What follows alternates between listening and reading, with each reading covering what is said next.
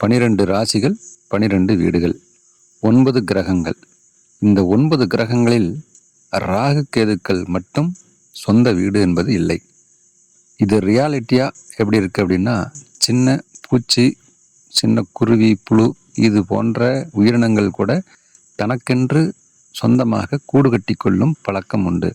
ஆனால் சர்ப்பங்கள் அடுத்த வீட்டில் குடியிருக்கும். அதாவது வங்கு, புதரான இடங்கள், சின்ன பாறை இடுக்குகள் போன்ற இடங்களில்தான் குடியிருக்கும். அது ஹியூமன் லைஃப்பில் எப்படி எஃபெக்ட் பண்ணுது அப்படின்னா, ஜாதகத்தில் 4ஆம் இடம் என்பது வீடு, வண்டி, வாகனம் இதை குறிக்கக்கூடிய பாவகம். இந்த 4ஆம் பாவகத்தில் ராகு கேதுக்கள் அமர்ந்தால் அவர்களுக்கு சொந்த வீடு திருப்தி தருவதில்லை. சொந்த வாகனம் இருந்தாலும் அவர்கள் மற்றவர்கள் பேரில் வைத்து கொள்ள வேண்டிய சூழ்நிலைகள் ஏற்படும்.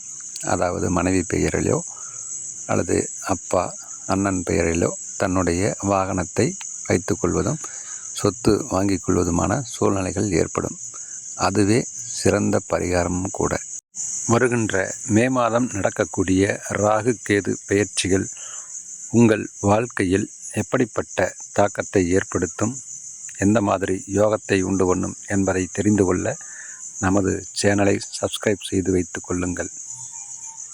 விரிவாக தெரிந்து கொள்ள நன்றி.